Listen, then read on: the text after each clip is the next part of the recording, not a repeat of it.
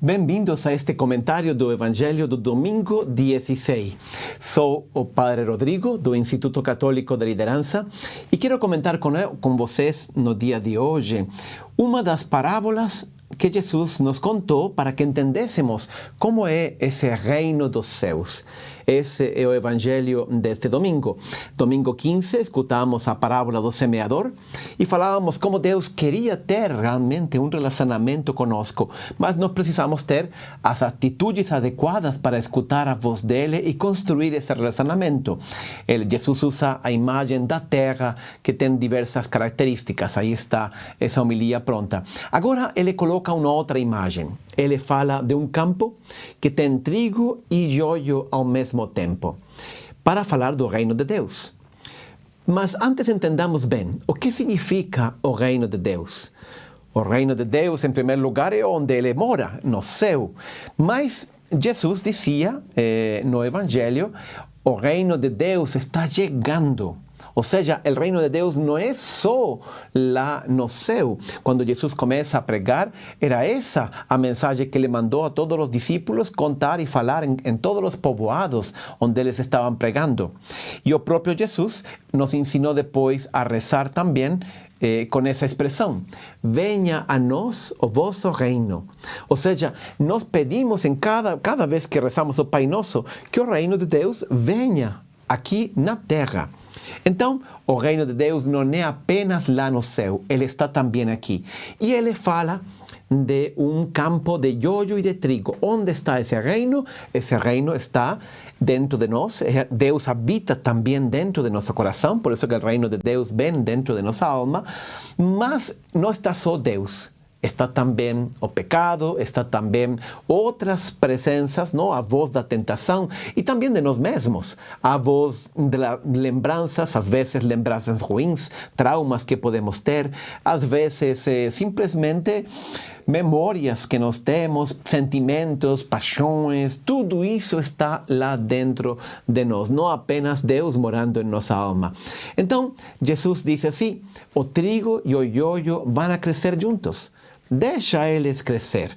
Depende de nós alimentar bem o trigo e deixar secar, ou por lo menos não, que fique o menos alimentado possível o joio, porque al final, quando chegue o momento da colheita, Jesus vai separar o joio do trigo e o joio vai queimar.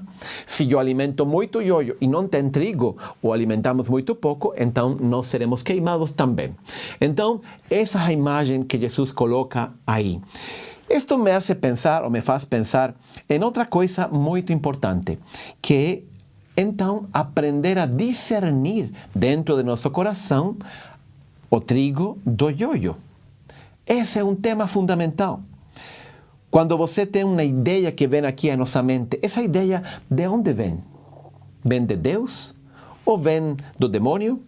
Ou vem de mim mesmo? Às vezes a gente pode ter uma ideia porque, olha, o churrasco que comiam ontem com cerveja me fez dormir muito mal e amanheci hoje com um monte de ideias ou de sentimentos ruins.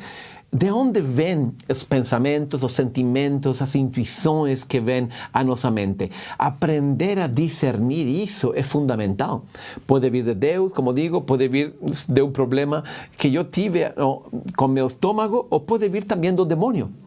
E ele tentar a gente e nós pensar que essa era a voz de Deus. Nós pensar que a voz do demônio era uma ideia que ele nos sugeriu, uma tentação, era algo que Deus queria. Aprender a discernir é fundamental. Por isso eu gostaria de dedicar este evangelho de hoje, este comentário de hoje, a entender alguns critérios que nos vão ajudar a discernir melhor a vontade de Deus em nossa vida.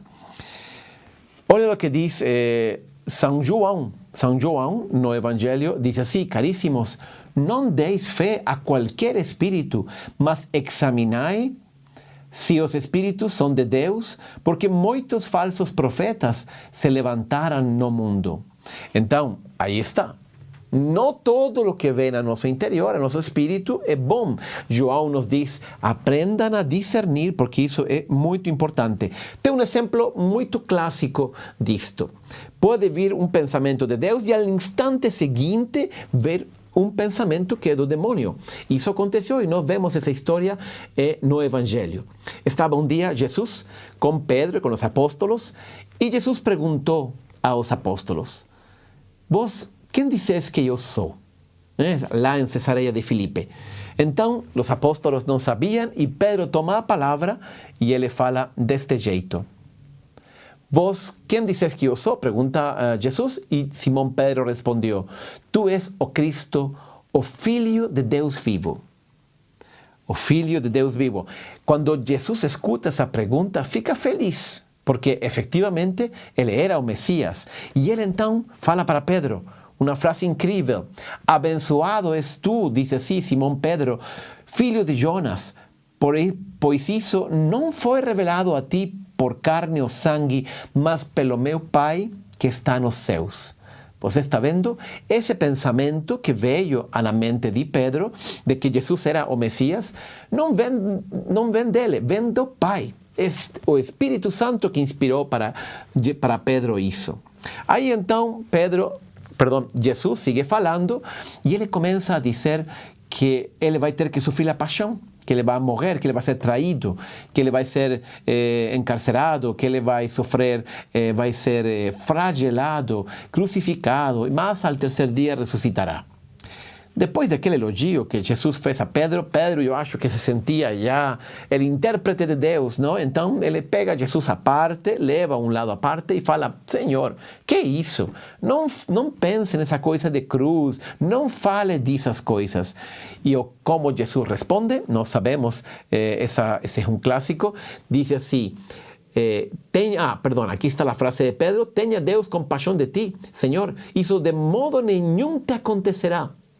E Jesus responde, para trás de mim, Satanás, que me serves de escândalo, porque não estás pensando nas coisas que são de Deus, mas sim nas que são dos homens.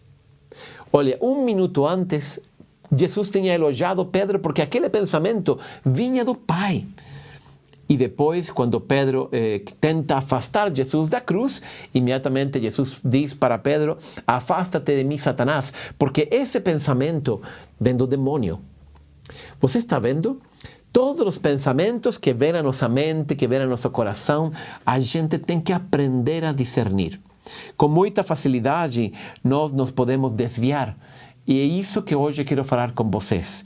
O próprio apóstolo Jesus dizia assim, se alguém desejar fazer a vontade de Deus, conhecerá a respeito da doutrina, se ela vem de Deus ou se eu falo por minha própria autoridade. Então, Jesus interpelava os fariseus, os judeus, não? A discernir se o que ele estava falando vinha de Deus ou vinha dele mesmo.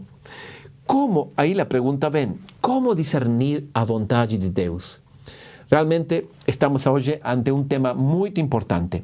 Eu gostaria de deixar aqui alguns critérios, 6 critérios, mas antes de falar desses critérios, de como discernir a vontade de Deus, tenho que dizer que todos eles têm que cumprir-se. Se um desses critérios não se aplica a um pensamento, a um sentimento que eu estou tentando discernir, então ele não é de Deus. Para ser de Deus, ele tem que cumprir todas as condições. As 6, não apenas uma delas, ou 2, ou 3, ou 5. Pode ser que só falte uma. Isso não vem de Deus. Ok?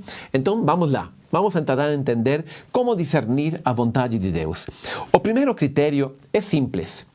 Este pensamento que eu tenho é coerente com o Evangelho? É coerente com o ensinamento de Jesus na Sagrada Escritura, nos Evangelhos? Esse é o primeiro critério, porque Deus já veio, se encarnou e nos ensinou de uma maneira clara e objetiva qual é a verdade e qual é a mensagem que ele queria dizer. Então, como é que ele depois me inspira algo que está em contradição com o que ele me ensinou no Evangelho? A primeira questionamento isto é coerente com o que Jesus me ensinou? Isto é coerente com o que eu encontro lá na Sagrada Escritura?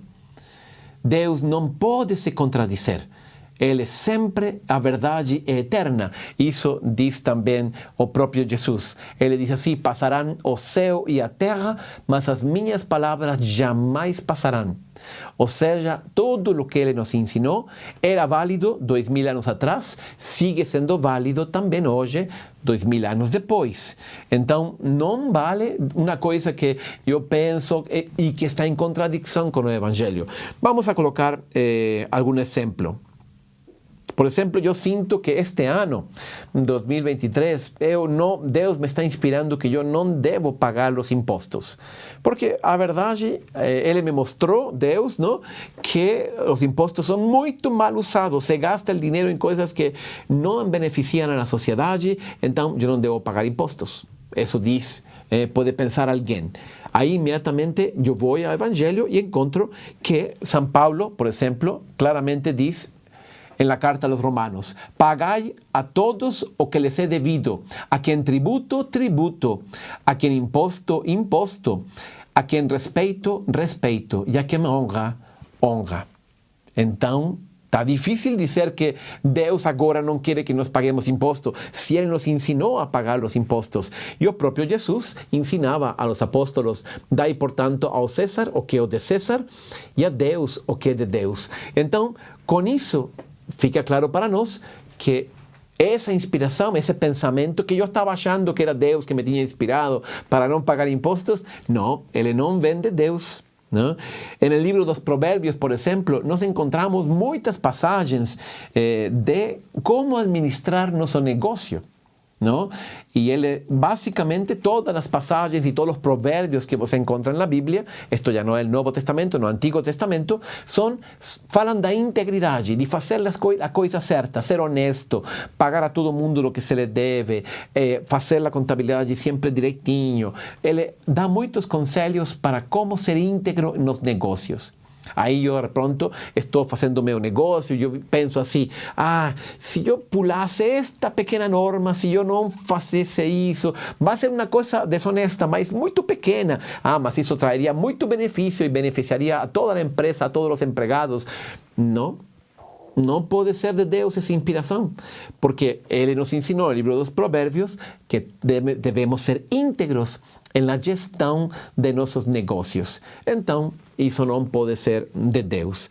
Então, São Paulo ainda diz assim: ainda que nós, ou mesmo um anjo, imagina, do céu, vos anuncie um evangelho diferente do que já vos pregamos, seja considerado maldito, ¿no? O anatema es la palabra que usa o evangelio, ¿no? O seja, herege. Eso no puede vir de Deus, porque ya fue pregado o evangelio y lo que nós experimentemos, sintamos, a primeira pergunta é: isto é coerente com o ensinamento de Jesus nos evangelhos, com o ensinamento de Deus na Sagrada Escritura? Se a resposta é negativa, acredite, isso não vem de Deus. Então, esse é o primeiro critério. Vamos para o seguinte. O seguinte critério diz assim: isto que eu estou sentindo me faz ser mais como Cristo, faz-me mais como Cristo. O sea, me faz mais parecido a Cristo. Este é o segundo critério, porque todo o propósito de nossa vida, Deus nos criou, sim, para adorá-lo, para glorificá-lo, mas também Ele nos criou para que nós, com nosso esforço, com nosso trabalho, chegássemos a ser como Cristo. Esse é o grande objetivo de nossa vida. Não apenas ficar, eu sou assim, então eu fico assim. Não, nós temos que lutar e esforçar-nos para chegar a ser como Cristo é. Aí, São Paulo dizia na carta aos Filipenses: tende em vós os mesmos sentimentos que houve também em Cristo Jesus. Ou seja, nós temos que chegar a reproduzir em nosso coração os mesmos sentimentos de Cristo. E o apóstolo Tiago nos ensina esta verdade muito importante. Esto está en la carta de Tiago, en el capítulo 3. Ele diz assim: se abrigas em vosso coração inveja, amargura e ambição egoísta, não vos orgulheis disso. esse tipo de sabedoria não vem dos céus. Olha como Tiago nos está ensinando a discernir, não? Se eu sou movido por inveja, se eu sou movido por amargura, se eu sou movido por egoísmo, o apóstolo Tiago diz, isso não vem de Deus. Qual é a minha motivação para fazer as coisas? Às vezes, eu vou comprar este carro porque com esse carro todo mundo vai olhar para mim e vai dizer, que inveja, não? Como gostaria de ser como ele? Esse é um sentimento de inveja, movido por inveja, movido por ambição. Eu quero ser milionário para poder comprar o que quiser, para poder impressionar as pessoas, porque tendo muito dinheiro eu vou me sentir também uma pessoa superior aos demais. Então, a ambição, isso não vem de Deus. Essa, diz Tiago, é uma sabedoria que não vem dos céus. Quando temos em nosso coração inveja, amargura. Outra, amargura quando eu faço alguma coisa por ressentimento, por vingança, né? Isso significa amargura. Eu fui magoado e então estou movido pela amargura e vou a vingar-me, vou a fazer uma coisa contra outro. Isso não vem de Deus. Padre, é que é o justo, sim, mas a justiça não somos nós que fazemos. É Deus que vai fazer. El que é de Deus confia e entrega a justiça a Deus, como fala Paulo também na carta aos Romanos. Em troca, o apóstolo Tiago nos ensina, porém, a sabedoria que vem do alto é, antes de tudo, pura, pacífica, moderada, tratável, cheia de misericórdia e de bons frutos, sem parcialidade e sem hipocrisia. Eu gostaria agora repassar com vocês um pouquinho cada desses termos que Tiago nos diz assim. Como discernir, diz Tiago, então, a vontade de Deus? Olha, em primeiro lugar, ele diz pura. Ou seja, a primeira característica das inspirações, da sabedoria que vem do céu, é que ela é pura. O que significa que seja pura? Significa que não há uma dupla intenção, que simplesmente é pura, é transparente. Eu não busco algo por uma intenção oculta. Eu não quero manipular alguém. Não quero, enfim, ser duplo. Então, a primeira característica é essa aí. Em segundo lugar, diz Tiago, é pacífica. É pacífica.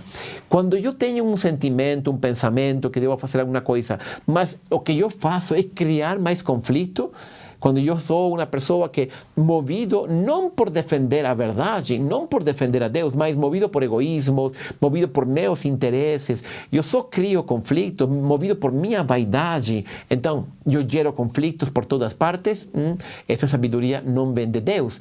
Deus, sim, é pacífica, é um construtor de paz. Às vezes, uno poderia pensar assim, mas, Padre, Jesus muitas vezes se enfrentou, não era pacífico, ele se enfrentou com os apóstolos, com os fariseus. Sim, porque a verdadeira paz precisa ser construída sobre a verdade. Então, quando os fariseus atuam de um jeito hipócrita, Jesus tem o dever de confrontá-los. Ser pacífico não é a mesma coisa que ser pacifista. Pacifista é aquele que não enfrenta nunca nada, que fuge de qualquer conflito, qualquer discussão, porque a paz é o mais importante. Isso é pacifista. Agora, um construtor de paz é alguém que está buscando construir a verdade, defender a verdade e a justiça, porque a verdadeira paz sempre se construi sobre o alicerce da justiça e da verdade. Então, às vezes, temos que confrontar, sim, mas não por egoísmo, não por vaidade, não por ambição, mas para defender a verdade. Eu falo isso, por exemplo, dos casais. No matrimônio é legítimo, sim, lutar, discutir, mas discutir não porque eu quero ter a razão, discutir não porque eu quero impor a minha vontade, discutir porque eu quero defender o verdadeiro amor dentro do nosso casamento. Isso sim. Aí eu devo lutar e devo confrontar. Você está sendo egoísta. Nós temos que superar isto. Eu quero também ser generoso, quero aprender de você, quero entregar-me. Quando isto fazemos com sinceridade, então a outra pessoa não se sente ofendida, se sente interpelada. E isso é importante. Então, a segunda característica que Tiago nos diz é assim: pacifista, ou pacífica, perdão, não pacifista, justamente estávamos dizendo que não era isso. Em terceiro lugar, ele fala de moderada. Então, o que significa moderada? Moderada significa isso, mansa, equilibrada, evitando as exagerações, os extremos. Sabe reconhecer a verdade onde quer que ele esteja. Então, essa é outra característica. Depois, ele acrescenta ainda tratável. Tratável. Olha que curiosa essa expressão de Tiago. Tratável significa que é fácil tratar com essa pessoa, é alcançável, é ensinável, é vulnerável. Não é a pessoa que se sente superior a tudo, que ninguém pode corrigir, que ninguém pode... Não, a sabedoria de Deus, quando ela é verdadeira, ela nos faz pessoas tratáveis, acessíveis, vulneráveis, que sabemos reconhecer inclusive nossos próprios erros, que sabemos reconhecer quando não atuamos bem e pedir desculpa, pedir perdão. Isso é muito importante. Essa é a sabedoria que vem de Deus. Não aquela que não pode pedir perdão, que se sente sempre superior ou que nunca comete um erro. Isso não é de Deus. Em quinto lugar, cheia de misericórdia. Isto também, óbvio, é próprio de Deus. O coração, a inspiração que vem de Deus, é uma inspiração cheia de misericórdia. Ou seja, que busca ajudar a outra pessoa, sensibilizar-se, conectar-se com ela. Não é aquela que julga, não é aquela que condena, não é aquela que rejeita. Não, ela é alguém que se identifica, que quer levantar a outra pessoa. Por isso que, diz Tiago, ela é cheia de misericórdia, é compreensiva, é tolerante, é paciente. Por isso dizia São Paulo também na carta aos Coríntios, o amor tudo espera, tudo crê, tudo suporta, porque ela é cheia de misericórdia, a sabedoria que vem de Deus. Outra característica, além de cheia de misericórdia, imparcial e sem hipocrisia. Imparcial e sem hipocrisia, ou seja, ela é justa e sincera com todos. Ela não deixa alguém, sabe reconhecer a verdade onde quer que ela esteja. Pode ser que eu esteja defendendo algo que é verdadeiro e de pronto descubro que outro também tem uma parte da verdade. Eu não tenho problema se eu sou sincero, não? Imparcial e sem hipocrisia, eu sei reconhecer isso e não finjo que eu tenho toda a verdade, que eu nunca me equivoco. Então, olha como Tiago nos ensina a discernir essa vontade de Deus. Então, esse é o segundo aspecto, ou o segundo critério. Este pensamento, esta ideia, esta inspiração que vem à minha mente, me faz mais semelhante a Cristo? Cristo era assim, Cristo era puro, Cristo era pacífico, Cristo era moderado, era equilibrado, Cristo era tratável, era acessível, até crianças podiam acceder a Ele. Essa passagem onde Jesus recebe e abençoa as crianças, a mim sempre me pareceu muito bonito porque mostra a confiança que Jesus inspirava nas crianças. Elas se sentiam atraídas e se sentiam com permissão. Jesus não era uma pessoa inalcançável, não? Jesus era cheio de misericórdia, Jesus era imparcial, Jesus nunca tinha hipocrisia. Então, este pensamento, este sentimento me faz mais semelhante a Jesus. É aí o segundo critério. O terceiro critério, vamos lá, aqui está, terceiro critério. Este pensamento que está viendo está em coerência com os ensinamentos da igreja. Isto também é muito importante. Não apenas em coerência com o Evangelho. Isso, lógico, é o ponto de partida, mas a igreja tem a missão que foi delegada por Cristo para interpretar também do jeito certo a Sagrada Escritura. Senão, cada um interpreta o que quiser. Aí vemos, tristemente, hoje, tantas e tantas igrejas protestantes. Começou Lutero separando-se da Igreja Católica e dizendo, esta é a verdadeira interpretação.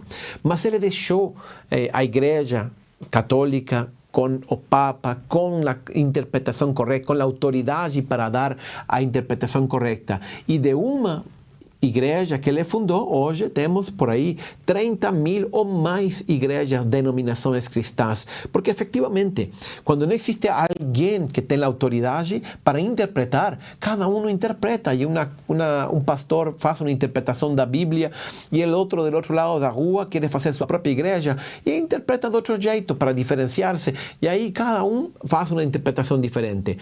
Aí nunca vamos a chegar à verdade. Nós precisamos da guia da igreja. Por isso, Jesus deu a Pedro a autoridade, as chaves do reino, não? Lo que ates lo que ligares na terra será ligado no céu, lo que desligares na terra será desligado nos céus. Aí Jesus diz assim: a intenção dessa graça era que agora, mediante a igreja, a multiforme sabedoria de Deus se tornasse conhecida. Ou seja, o que queria Deus através dessa graça que deu à igreja de interpretar as Sagradas Escrituras? Isso, que a mensagem de Deus, que a sabedoria de Deus se tornasse conhecida no mundo inteiro. Então, como vê, isso também é um argumento muito importante, ou um critério muito importante para discernir a vontade de Deus. Este pensamento, isto está em coerência com o que me ensina a igreja ensina o mesmo que ensina o Evangelho. Muitas vezes se critica a igreja porque ela não se coloca ao dia, ela tem que colocar-se em dia, padre. Ela não tem que ser, hoje está de moda outras coisas em la biologia, em la sexualidade, em la economia, em la democracia. Então a igreja tem que atualizar-se. Eu digo, em certo sentido, a igreja precisa atualizar-se na linguagem com que fala, em algumas coisas, mas no essencial, que é a mensagem de Cristo, ela não só não pode atualizar-se, mas não deve. A igreja é guardiã da verdade, da mensagem revelada por Cristo. Ela tem que ser fiel à mensagem de Cristo, porque, como decíamos al princípio, a palavra de Cristo não passa, não caduca, ela permanece para sempre. Então, isso também é muito importante. Vamos ao quarto critério. O quarto critério por el qual nós podemos discernir a vontade de Deus é coerente com os dons que Deus me deu. Este é um critério também muito bonito. Eu acho que quando Deus nos dá uma missão, Ele nos dá também a capacidade, os talentos, o dom para realizar essa missão. Deus não poderia pedir a um peixe morar dentro da água se não dá para ele os órgãos necessários para poder respirar debaixo da água. E também não pode pedir para um pássaro voar pelo céu se não proporciona para ele as asas.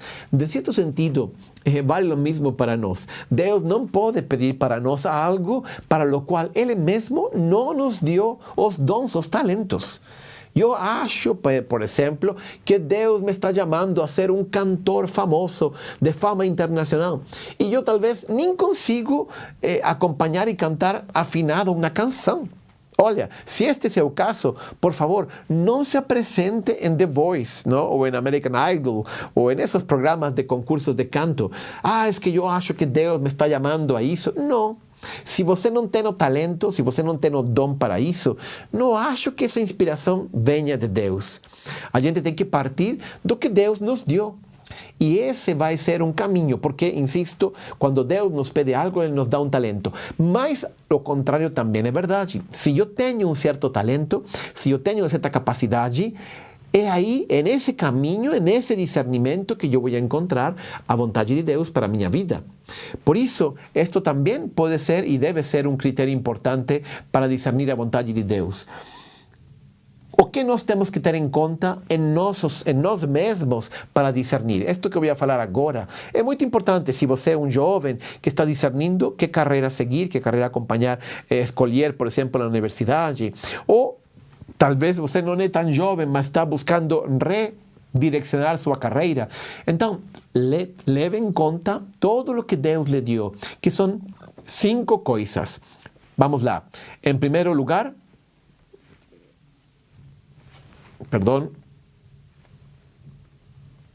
aqui, em primeiro lugar, então, os dons espirituais que Deus lhe deu.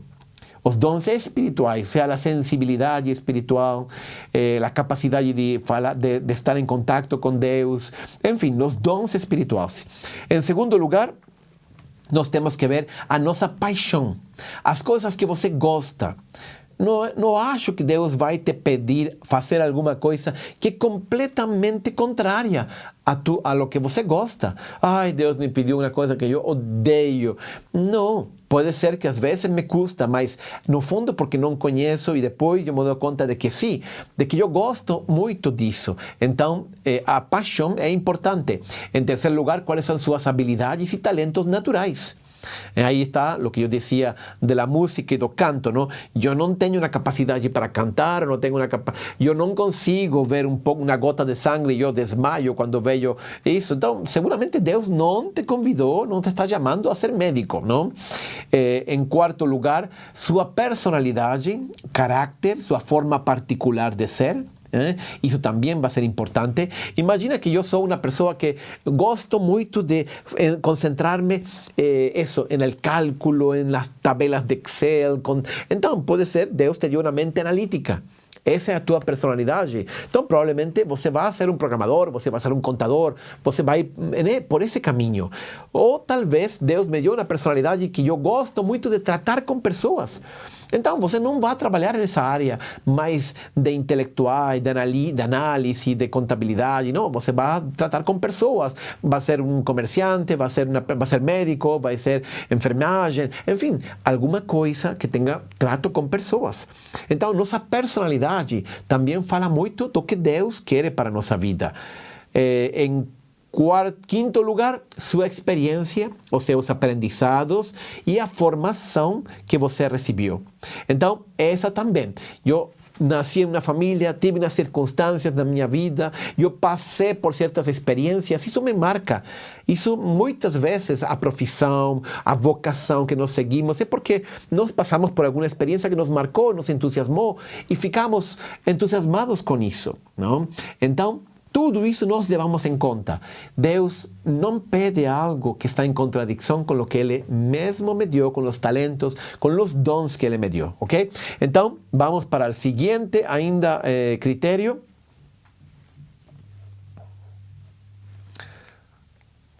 Paulo decía en la carta a los Romanos, tenemos diferentes dons de acuerdo con la gracia que nos fue dada. Eso ven de Deus, então isso é importante. 5. Está relacionado con minhas responsabilidades. E isto também é importante. Quando Deus te pede algo que está relacionado com seu estado de vida. Ou seja, com o que Ele te encomendou. Não? Muitas vezes eu conheço pessoas que se sentem responsáveis pelas coisas dos outros, dos filhos, por exemplo. Deus me está chamando para eu cobrir todas as responsabilidades de meu filho. Eu tenho que fazer. Não, Deus não está pedindo para você isso.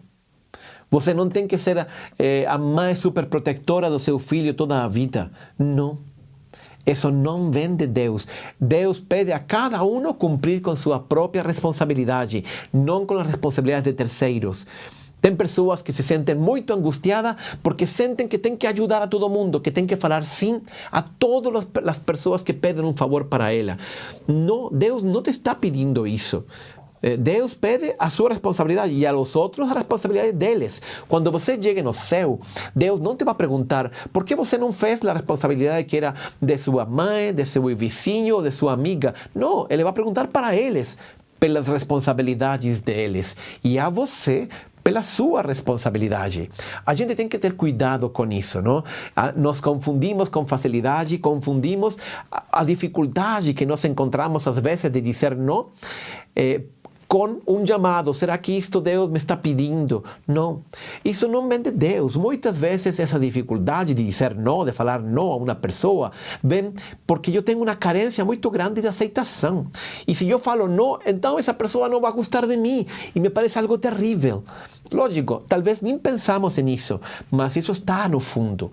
Deus não era assim. Jesus sabia dizer sim, sabia dizer não. Ninguém que não tenha um grande sim na vida sabe dizer não. Quando eu sei para que Deus me chamou, quando eu sei quais são minhas responsabilidades, então eu digo não. Quando algo me afasta desse caminho.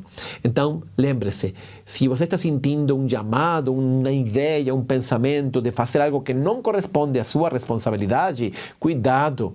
A caridade está bem, mas sempre e quando não atrapalhe as suas próprias responsabilidades.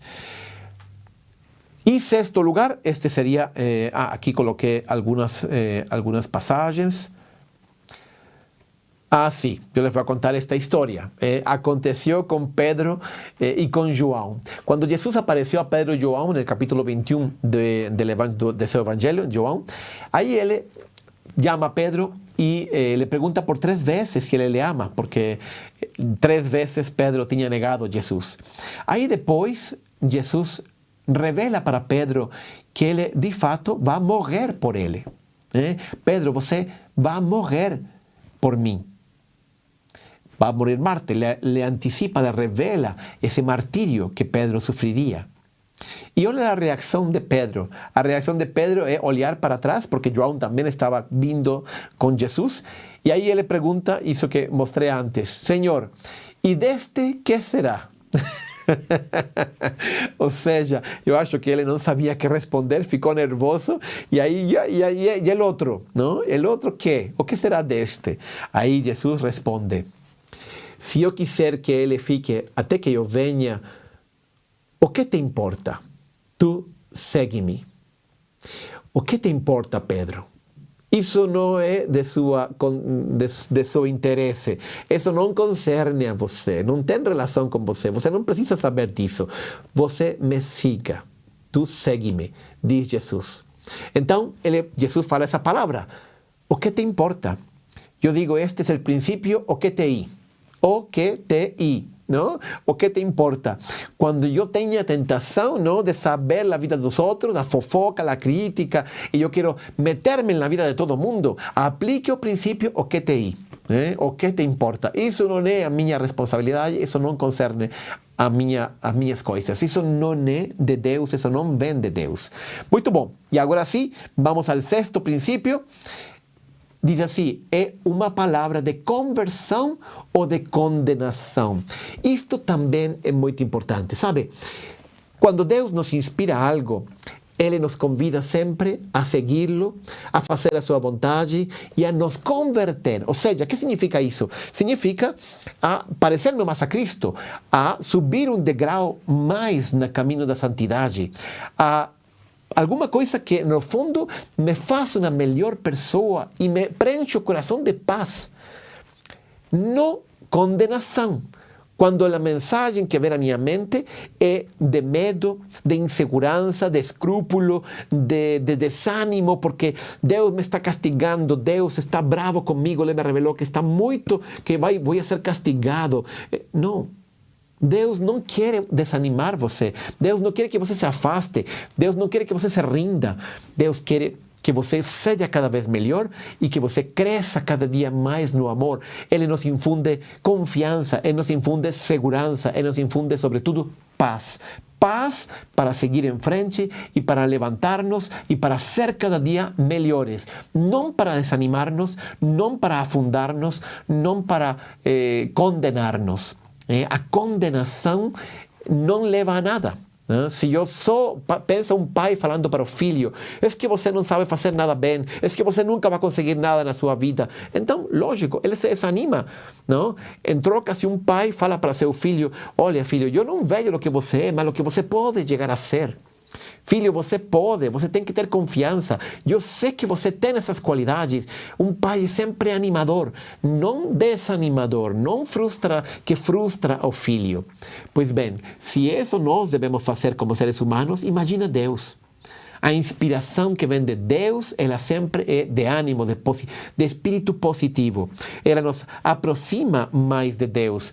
Aí, São Paulo diz assim, nenhuma condenação há para os que estão em Cristo Jesus.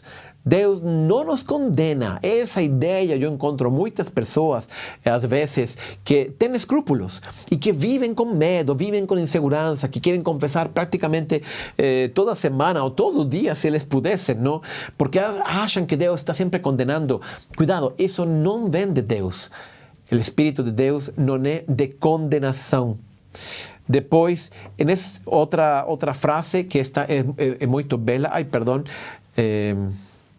está aqui, diz assim o livro do Apocalipse, eu repreendo e corrijo a todos quantos amo, se pois diligente e arrepende-te. Eis que estou à porta e bato. Se alguém ouvir a minha voz e abrir a porta, entrarei em sua casa e cearei com ele e ele comigo. Está vendo? Deus disse, eu quero que você se converta, mas para que eu possa entrar e estar com você e jantar com você, estar com você. Por quê? Porque o sistema judicial de Deus não é como o sistema judicial humano. Olha, aqui nós temos que distinguir. El de los homens tem 2 tempos. El de Deus tem 3 tempos. Olha como funciona isso. Vou mostrar-les aqui. Este é o sistema judicial humano, nosso sistema judicial. Primeiro tem um momento de julgamento e sentença. Não? Aí está discutindo e isso termina, o juiz bate o martelo e declara uma sentença. Por exemplo, você é culpado. O segundo momento, então, é o cumprimento da pena. Aí, então, você vai, se é cadeia, se é multa, o que seja, você tem que cumprir a pena. São 2 momentos. O sistema judicial divino, ¿no? El de Deus, tem 3 momentos. Primeiro tem o julgamento. Escuta, e aí nesse julgamento nós ficamos muito mal, nós somos culpados. Mas a sentença não é aplicada. Aí vem Jesus e ele cumpre a pena por nós. Então, Deus vem e dita uma sentença absolutória para nós. ¿Está vendo? Julgamento, Jesus cumpre a pena e depois sentença absolutória para nós. Esse é o sistema judicial de Deus.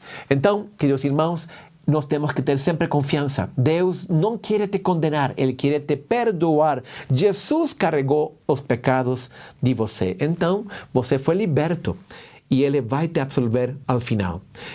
Queridos irmãos, este ponto é fundamental. Aprender a discernir a vontade de Deus. O trigo cresce junto com o joio, dentro de nosso coração. Saibamos, com estes 6 critérios que falamos hoje, discernir quais pensamentos vêm de Deus e trabalhar, contribuir com Deus, praticar, não ficar aí na teoria. Eu já escutei a voz de Deus. Não, tem que colocar em prática.